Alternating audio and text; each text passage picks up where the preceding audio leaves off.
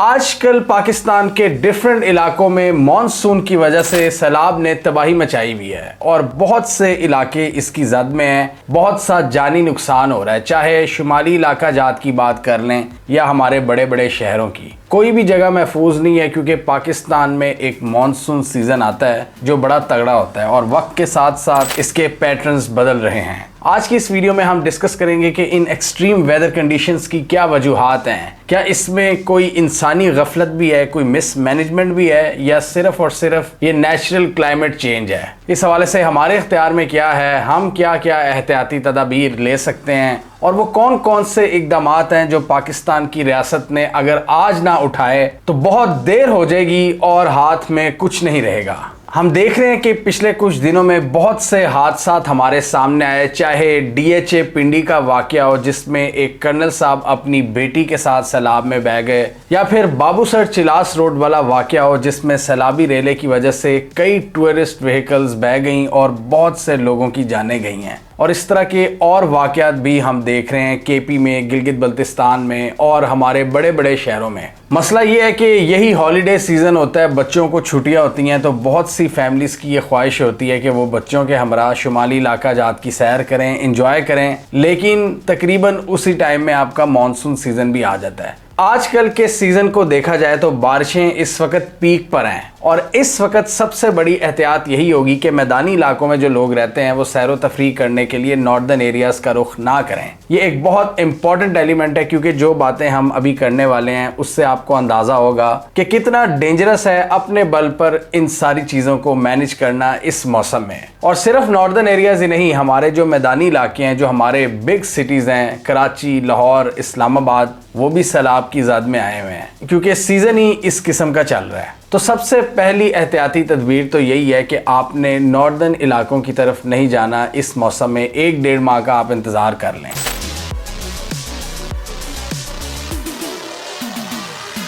पाकिस्तान के इस flood crisis को समझने के लिए आपको पाकिस्तान का पूरा महल्ले वकू और ज्योग्राफी समझनी पड़ती है। पाकिस्तान दुनिया में उस जगह पर लाया करता है जहां पर बड़े बड़े ग्लेशियर्स हैं और वो सारे पाकिस्तान के नॉर्थ में हैं और उन्हीं का पानी पाकिस्तान के मैदानी इलाकों में आता है। इंडस रिवर इसकी सबसे बड़ी एग्जांपल है। जब ग्लेशियर्स पिघलते हैं तो वो पाकिस्तान के सारे दरियाओं में बहते हैं और मॉनसून सीज़न में ये सूरत हाल आपे से बाहर हो जाती है। ना सिर्फ ग्लेशियर्स का पिघलाव तेज़ हो जाता है गर्मी के मौसम में, बल्कि तेज़ बारिशें भी होती हैं। और अब तो सोने पर सुहागा ये हो रहा है कि क्लाइमेट चेंज की वजह से इन सारी चीज़ों के पैटर्न्स बहुत तेज़ी से बदल रहे हैं। बारिशों के पैटर्न्स बदल रहे हैं और ग्लेशियर्स का पिघलाव भी तेज़ हो रहा है। और पाकिस्तान के पास तकरीबन 7000 से ज़ायद ग्लेशियर्स हैं जिनका पिघलाव एक बहुत बड़ा वाटर सोर्स है हमारे लिए, हमारे दरियाओं के लिए, जो बाद में फिर पूरी सिविलाइजेशन को सपोर्ट करता है। और इन्हीं ग्लेशियर्स की वजह से हमारे ही रीजन में दुनिया की one of the first civilization आबाद हुई थी।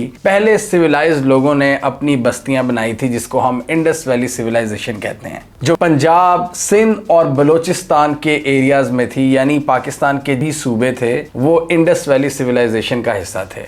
तो उन लोगों ने उस वक्त सीखा था कि यार इस तरह की सूरत हाल होती है, ग्लेशियर्स मेल्ट होते हैं, मॉनसून का मौसम आता है, दरिया हैं, बारिशें हैं, तो उन्होंने एक बड़ा ज़बरदस्त ड्रेनेज का सिस्टम बनाया था जो बाद में पूरी दुनिया के लिए एक एग्जाम्पल बना था। इंसानी तारीख की वो पहली मॉडर्न बस्ती थी जिन्होंने प्रॉपर सिटीज़ बनाए थे, अर्बनाइजेशन का आगाज़ किया था, जिसमें ड्रेनेज सिस्टम उनकी सबसे बड़ी कामयाबी थी। लेकिन ऐसे लग रहा है कि वक्त के साथ साथ हमने कुछ नहीं सीखा और जिस तरह हमारे आबाओ अजदाद अपने वक्त के हिसाब से काफ़ी ज़्यादा मॉडर्न और अपडेटेड थे, हमने उस हिसाब से तरक्की नहीं की और इसी वजह से हम देखते हैं कि बहुत सी गलतियां फिर हमारे सामने आ जाती हैं और हमें नुकसान का सामना करना पड़ता है। और इस वक्त की बात करें तो गिलगित बल्तिस्तान के जो लोग हैं वो सबसे ज़्यादा वल्नरेबल हैं क्योंकि ग्लेशियल आउटबर्स्ट फ्लड्स इवेंट्स बहुत ज़्यादा हो चुके हैं और इन बड़े बड़े ग्लेशियर्स के एकदम फटने से एक ही झटके में आपकी पूरी आबादी ख़त्म हो जाती है, उसके अंदर वो बह जाती है। और इसकी एक बहुत बड़ी एग्जांपल है अताबाद लेक, जो बाद में एक टूरिस्ट पॉइंट बन चुका, लेकिन अभी भी हम देख सकते हैं वहाँ पर लोगों के डूबे हुए घर नज़र आते हैं। वहाँ पर कभी बस्ती हुआ करती थी जो कि अब पूरे पाकिस्तान के लिए एक इंटरटेनमेंट का सामान है। इसी तरह गिलगित बल्तिस्तान के और भी बहुत से जो रीजन्स हैं वो ग्लेशियल आउटबर्स्ट इवेंट्स से वल्नरेबल हैं और इसमें राइजिंग टेम्परेचर्स का एक बहुत बड़ा किरदार है। और इस हवाले से जो ग्लोबल वार्मिंग है इसका इल्ज़ाम पूरी दुनिया को जाता है, जो रिलेंटलेस किस्म की अनप्लान्ड अर्बनाइजेशन कर रहे हैं और ऐसा इंफ्रास्ट्रक्चर बना रहे हैं जिसकी इंसान को ज़रूरत नहीं है, और फ्यूल एमिट करने वाली व्हीकल्स की तादाद भी दिन ब दिन बढ़ती जा रही है। लेकिन अगर हम पाकिस्तान के मैदानी इलाकों की बात करें तो वहाँ पर क्या मसला है? वहाँ पर भी दो क्लाइमेट चेंज से रिलेटेड मसले हैं। एक तो ये ग्लेशियर्स का पिघलाव जो इंडस वैली में गिरता है और बाद में वो सैलाब की कैफियत पैदा करता है, और फिर मॉनसून का सीज़न। और इसकी वजह से अगर हम पाकिस्तान के मैदानी इलाकों की बात करें तो सबसे बड़ा नुकसान वहाँ पर ना सिर्फ इंफ्रास्ट्रक्चर का हो रहा है, मतलब आम इंसानों का हो रहा है, मतलब इंसान की जान और माल का नुकसान हो रहा है, बल्कि साथ ही एक फूड क्राइसिस भी जन्म ले रहा है। और इस साल हमारी फसलों की जो आउटपुट थी, इस साल की भी बात करें और पिछले साल की भी, वो उसका मुंह बोलता सबूत है कि किस तरह हमारा ये सारा इकोसिस्टम तबाह बर्बाद हो रहा है और किसान बहुत ज़्यादा परेशान हो चुका है। और इसमें थोड़ा सा फैक्टर आपका हमसाया मुल्क भारत भी ऐड करता है, जिस तरह हमने इस वीडियो में एक्सप्लेन किया था कि वो सियाचिन को किस तरह गंदा कर रहे हैं। इसकी वजह से कराकोरम के ग्लेशियर्स का पिघलाव तेज़ हो रहा है, और इसके साथ ही भारत ने इंडस वाटर ट्रीटी को सस्पेंड करने का जो ऐलान किया है, उसमें भारत ने सबसे पहले ये काम किया है कि पाकिस्तान के साथ जो डेटा शेयरिंग थी वो बंद कर दी है कि पानी को उन्होंने कब रिलीज करना है और कब स्टोर करना है। तो इस वक्त पाकिस्तान के जो किसान हैं वो मल्टी प्रोंग थ्रेट्स का सामना कर रहे हैं। एक क्लाइमेट चेंज, बारिशों के अनरेगुलेटेड पैटर्न्स, और साथ ही अब उन्हें जो एक नेचुरल आइडिया था कि यार इस साल हमारी नहरों में इतनी हद तक या इतनी मिकदार का पानी आएगा, वो अंडरस्टैंडिंग भी इनकी ख़राब होगी इंडस वाटर ट्रीटी अगर ख़राब होगी। तो इसका आउटकम हमें नज़र आना शुरू हो गया है। फसलों की आउटपुट कितनी कम हुई है, ज़राअत सेक्टर ने कितना कम ग्रो किया है, और फलों की जो इस दफ़ा की सूरत हाल है वो आपके सामने है। और इसके अलावा इकोनॉमिक लॉसेस अलग होते हैं। 2022 में हमने देखा था कि पाकिस्तान को बिलियंस ऑफ डॉलर्स का नुकसान हुआ था, और बाद में दुनिया ने कहा था हम पाकिस्तान की मदद करेंगे, और उसमें से कितने डॉलर्स पाकिस्तान में आए हैं इसका अभी किसी को कुछ नहीं पता, जितना प्लेज किया गया था कि हम पाकिस्तान को सपोर्ट करेंगे। लेकिन मसला ये है कि पाकिस्तान को जो चलाने वाले हैं, पाकिस्तान के पॉलिसी मेकर्स, वो खुद ही पाकिस्तान को सपोर्ट करने के लिए तैयार नहीं हैं। If climate change is a threat multiplier, then poor governance is also a threat multiplier. ये बात समझना बहुत ज़रूरी है कि ऐवानों में बैठे लोग अच्छी अच्छी अंग्रेज़ी, अच्छी अच्छी तकरीरों में जब सारा इल्ज़ाम क्लाइमेट चेंज को देते हैं, वो पुअर गवर्नेंस की बात करना पसंद नहीं करते। अभी जो हमने फैक्टर्स डिस्कस किए हैं वो क्लाइमेट चेंज वाले थे, अब हम बात करेंगे पुअर गवर्नेंस की। इस पुअर गवर्नेंस की वजह से आपका पूरा इकोसिस्टम तबाह बर्बाद होता चला जा रहा है। और हमने 2022 में देखा था फ्लड्स की सूरत हाल में कि किस तरह सिंध और बलूचिस्तान के वडेरों ने आम लोगों की ज़मीनों पर पानी छोड़ दिया था। अपनी ज़मीनों को बचाने के लिए उन्होंने वहाँ पर बंद बांध दिए और इस तरह के गैप्स क्रिएट किए कि उनकी फसलें और उनकी ज़मीनें बच जाएं और सूबे के बाकी इलाके भाड़ में जाएं। ये हमने वडेरों की कारस्तानी देखी थी सिंध और बलूचिस्तान में, जिसको कामरान खान ने भी बहुत डिटेल में कवर किया था, और उसमें एक्सपर्ट्स उन्होंने बुलाए थे जिसमें सारा उन्होंने डिटेल बताई थी कि किस तरह इसमें एक मैन मेड फैक्टर भी था कि पानी का जो एक नेचुरल बहाव था उसको रोका गया है। मतलब अगर एक स्पेसिफिक गांव ने नुकसान का फेयर शेयर बर्दाश्त करना था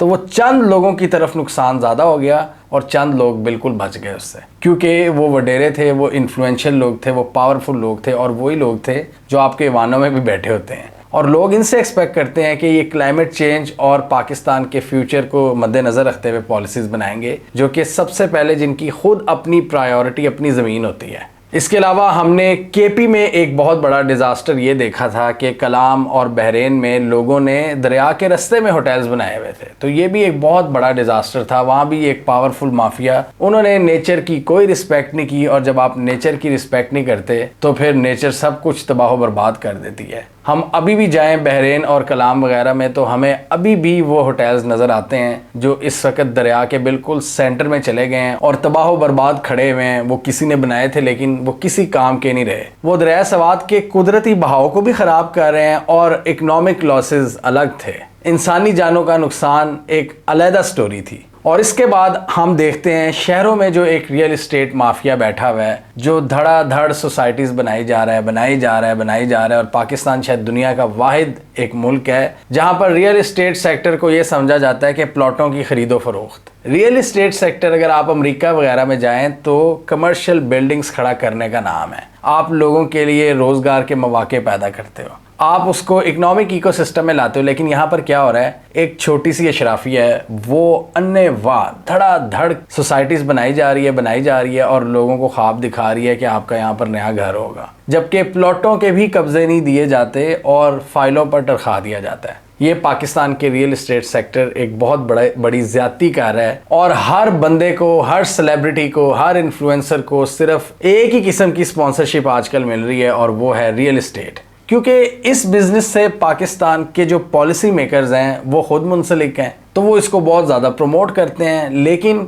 इस चीज़ ने आपकी सराउंडिंग्स को भी तबाह बर्बाद करना शुरू कर दिया है। पिंडी में जो हमने वाकया देखा एक फैमिली की कार के डूब जाने का, जिसमें कर्नल साहब और उनकी बेटी सवार थे, उस सोसाइटी को बनाने के लिए दरियाए सवान का जो नेचुरल बहाव था उसको डिस्टर्ब किया गया है। ये तकरीबन वही सूरत हाल है जिस तरह लोगों ने कलाम में किया, कलाम में होटल्स बनाए दरिया के रास्ते में, और यहाँ पर इन्होंने जो दरिया थे, जो नेचुरल आपका सैलाब का पानी आगे लेकर जाते थे, उनके रास्ते रोके हैं और इसकी वजह से बहुत से गांव डूबे हैं और ख़ुद इन सोसाइटीज़ के लोग भी अब डूबना शुरू हो गए हैं, जो कि बहुत ही अफसोसनाक बात है। जब आप कुदरत के साथ इतना बड़ा खिलवाड़ करोगे और आपका मकसद सिर्फ ये होगा कि इससे आप पैसा कमाओ, चंद लोगों की जेब में पैसा जाएगा और आप माहौल का कोई ख्याल नहीं रखोगे, तो इवेंचुअली एक दिन इससे आपका भी नुकसान होगा। और ये सारी सोसाइटीज़ अनसस्टेनेबल हैं, इनमें अर्बन प्लानिंग की शदीद कमी नज़र आती है और लोगों को भी ये सब ख्वाब दिखाते हैं कि अगर आप इस सोसाइटी में रहेंगे तो आप भी एलीट क्लास का हिस्सा बन जाएंगे।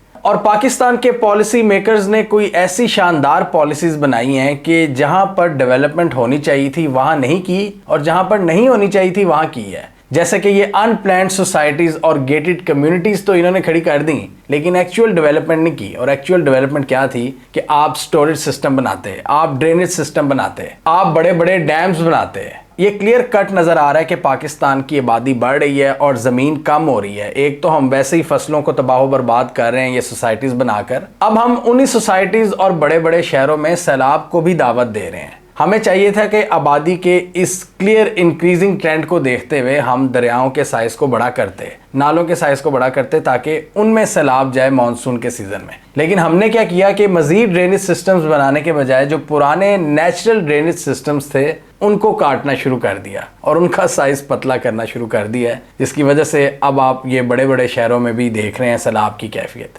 ड्रेनेज सिस्टम्स आपने नहीं बनाए, स्टोरेज फैसिलिटीज़ आप नहीं बिल्ड कर सके, आप डैम्स भी नहीं बना सके, बल्कि आप पहले से मौजूद ड्रेनेज सिस्टम्स और दरियाओं के भी पीछे पड़ गए हैं कि आपकी सोसाइटीज़ बन जाएं, आपके आलीशान घर बन जाएं वहाँ पर। और आहिस्ता आहिस्ता आप देखेंगे कि ना सिर्फ ये सोसाइटीज़ बल्कि उनके साथ जो पैरेलल सिटीज़ होते हैं वो वक्त के साथ साथ अनलिवेबल होते जाएंगे। आप अभी पूछ लें अपने किसी दोस्त से, रिश्तेदार से जो लाहौर के पुराने इलाके में रहता है कि 96 के बाद 20 साल तक घरों में पानी नहीं आया था मानसून सीजन में, क्योंकि पाकिस्तान की अशराफिया को प्राइवेट सोसाइटीज़ की लत भी 90s में ही लगी थी। 80s में सोवियत वॉर के दौरान जो डॉलर्स अमेरिका बहादुर ने दिए थे पाकिस्तान को, जिन लोगों को वो रिसीव हुए थे, उसी से फिर ये बड़ी बड़ी सोसाइटीज़ बननी शुरू हुई थी और वो खिलवाड़ हुआ था पाकिस्तान का जिसका खमियाजा हम आज तक भुगत रहे हैं। एलीट गेटेड कम्युनिटीज़ जिन्होंने इंसान के दरमियान तमीज़ ख़त्म कर दी,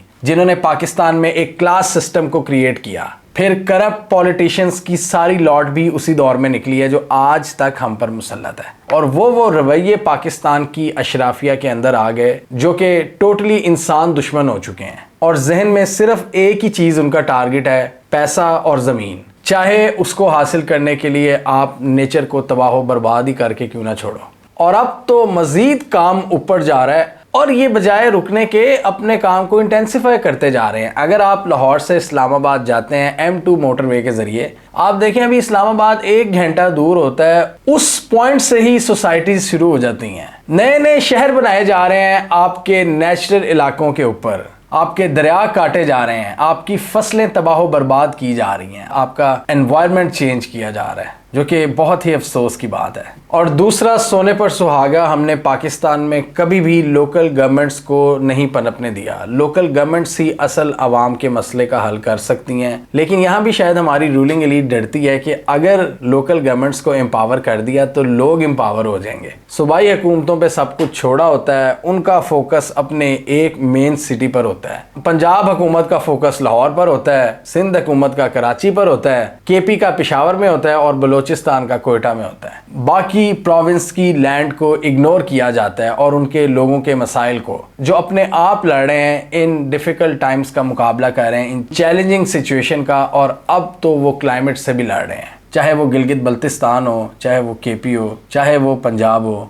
चाहे वो सिंध हो या बलोचिस्तान हो, रूलिंग एलीट ने आम इंसान को किसी काबिल नहीं छोड़ा और इनकी जो इंसान दुश्मन पॉलिसीज़ हैं वो लोगों को दिन ब दिन खाई जा रही हैं। लोग इसकी भेंट चढ़ रहे हैं और पाकिस्तान को एक ट्रू लीडरशिप की ज़रूरत है जो प्रो पाकिस्तान हो, जो पाकिस्तान से मोहब्बत करती हो। ऐसे ये सिस्टम नहीं चलेगा, ये सस्टेनेबल ही नहीं है। आप जितनी मर्जी सोसाइटीज़ बना लें, अल्टीमेटली तो आप इधर ही बना रहे हैं ना पाकिस्तान में। तो पाकिस्तान को थोड़ा सा बचा के वो बना लें, थोड़ा सा कोई फिजिबिलिटी रिपोर्ट बना लिया करें। आप बनाते होंगे, लेकिन जल्दी में नहीं करना चाहिए कि दरियाओं के रुख ही मोड़ दो। जैसे जैसे आबादी बढ़ रही है, हमें सोसाइटीज़ की भी ज़रूरत है, इसमें कोई शक नहीं है, लेकिन अगर वो वेल प्लान्ड मैनर में हो तो बहुत अच्छी बात है। इस हवाले से हमें ग्लोबल एक्सपर्ट्स को दावत देनी चाहिए कि वो बताएं कि यार कहाँ पर आपको सोसाइटीज़ की ज़रूरत है और कहाँ पर नहीं बनानी। अनप्लान्ड अर्बनाइजेशन को रोकना होगा और डेवलपमेंट वहाँ करनी होगी जहाँ पर हमें चाहिए। Dams, storage capacities, drainage system,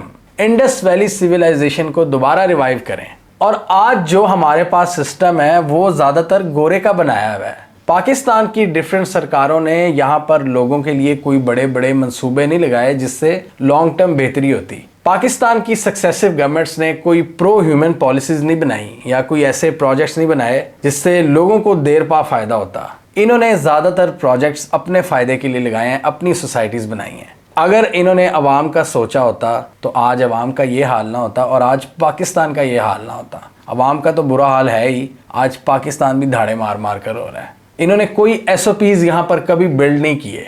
US की बात करें ना तो US जिस जगह पर लाया करता है वहाँ पर सबसे ज़्यादा तूफ़ान आते हैं। अटलांटिक ओशन के तूफ़ान जब ईस्ट कोस्ट से टकराते हैं तो बड़ी तबाही आती है वहाँ पर भी, लेकिन वहाँ पर SOPs बने होते हैं, वहाँ पर इतना जानी और माली नुकसान नहीं होता। उनके पास कश्तियाँ होती हैं, उनके पास लोग होते हैं, वॉलंटियर्स होते हैं, गवर्नमेंट के नुमाइंदे होते हैं जो एक्टिवली लोगों को बचाते हैं, रेस्क्यू करते हैं, एक जगह से दूसरी जगह पर लेके जाते हैं, डेटा का इस्तेमाल करते हैं और बेहतर मैनेजमेंट करते हैं। SOPs उन्होंने बनाए होते हैं, स्टैंडर्ड ऑपरेटिंग प्रोसीजर्स, जो कि हमारे यहाँ बिल्कुल भी नहीं है। हमारे यहाँ हुकूमतें ये प्रोसीजर बना ही नहीं सकी कभी। ये सिर्फ एक ही चीज़ बना सकी हैं और वो हम सबको पता है, पैसा और सोसाइटीज़। लोकल गवर्नमेंट्स को कभी एम्पावर नहीं किया जिस तरह वेस्ट ने किया हुआ है, जो सबसे पहले लोगों की मदद करने के लिए आगे होते हैं। लोकल गवर्नमेंट के ज़रिए आपका कम्युनिटी सिस्टम बहुत स्ट्रॉन्ग होता है, लोग एक दूसरे की मदद बर वक्त करते हैं, एक फैमिली की तरह चलते हैं। लेकिन यहाँ पर हमारी सरकार डरती है कि लोकल गवर्नमेंट को अगर एम्पावर किया तो ये कम्युनिटी कहीं हमारे खिलाफ खड़ी ना हो जाए। और सोचें, जब पूरे मुल्क में कई हज़ार कम्युनिटीज़ होंगी डिफरेंट जगहों पर, तो वो तो हुकूमत के लिए एक बहुत बड़ा थ्रेट होंगी। इसलिए एक डिवाइड एंड रूल की पॉलिसी भी हमें नज़र आती है। हमें कमेंट सेक्शन में बताइए, आपके ख्याल में क्या पाकिस्तान का जो सिस्टम है वो इन चैलेंजेस को समझने की सलाहियत रखता है या उनका फोकस सिर्फ पैसा बनाना है? अगर यही सूरत हाल बरकरार रहती है तो आपके ख्याल में कितने अरसे तक पाकिस्तान अनलिवेबल बन जाएगा, यानी बियॉन्ड रिपेयर, जहां टोटल तबाही होगी और लोग बाहर जाने के लिए बेताब होंगे? क्या आपके ख्याल में वो सिचुएशन ऑलरेडी आ नहीं चुकी, या आने वाले सालों में हालात मज़ीद ख़राब होंगे, या कुछ बेहतरी की गुंजाइश है? आपको क्या उम्मीद है? कमेंट कीजिए। इसके अलावा हमारा यूट्यूब चैनल सब्सक्राइब कर लें, साथ ही वो बेल आइकॉन भी दबा लें ताकि वो स्टोरीज दुनिया भर से पाकिस्तान से जिनकी मेन स्ट्रीम मीडिया पर प्रॉपर कवरेज नहीं होती, हमारे प्लेटफॉर्म के थ्रू आप तक टाइम पर पहुंच जाएं।